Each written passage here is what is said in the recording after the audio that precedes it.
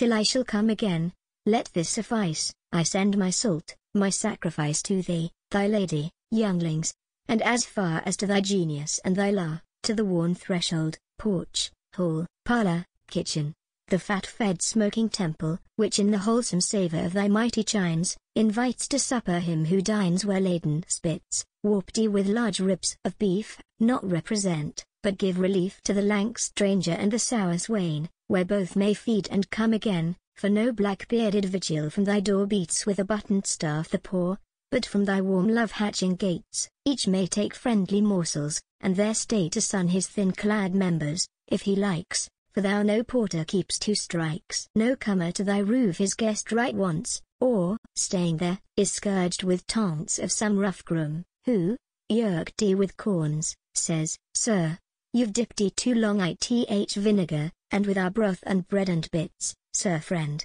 you've fared well, pray make an end. 2 days you've larded here, a third, ye know, makes guests and fish smell strong, pray go you to some other chimney, and there to Caesar of other giblets, make merry at another's hearth. You're here welcome as thunder to our beer, manners knows distance, and a man unrude would soon recoil, and not intrude his stomach to a second meal. No, no, thy house, well fed and taught, can show no such crabbed vizard. Thou hast learnt thy train with heart and hand to entertain, and by the arms full, with a breast unhid, as the old race of mankind did, when either's heart and either's hand did strive to be the nearer relative. Thou dost redeem those times, and what was lost of ancient honesty, may boast it keeps a growth in thee, and so will ruin a course in thy fame's pledge, thy son. Thus, like a Roman tribune, thou thy gate early sets ope to feast, and late, keeping no currish waiter to affright, with blasting eye, the appetite,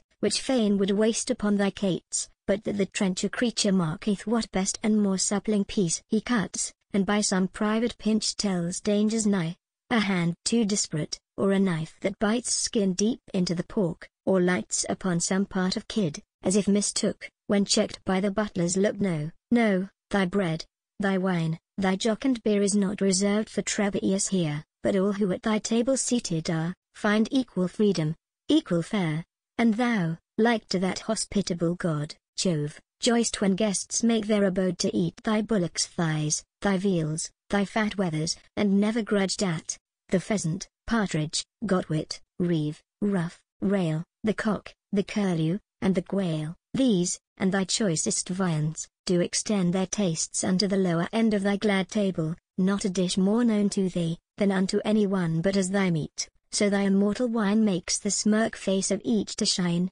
and spring fresh rosebuds, while the salt, the wit, flows from the wine, and graces it, while reverence, waiting at the bashful board, honors my lady and my lord. No scurril jest, no open scene is laid here, for to make the face afraid, but temperate mirth dealt forth, and so discreetly, that it makes the meat more sweet, and adds perfumes unto the wine, which thou dost rather pour forth, than allow by cruse and measure, thus devoting wine, as the Canary Isles with thine, but with that wisdom and that method, as no one that's there his guilty glass drinks of distemper, or has cause to cry repentance to his liberty. No, thou know'st orders, ethics, and hast read all economics, know'st to lead a house dance neatly, and canst truly show how far a figure ought to go, forward or backward, sideward, and what pace can give, and what retracted grace, what gesture, courtship, comeliness agrees, with those thy primitive decrees, to give subsistence to thy house, and proof what genii support thy roof,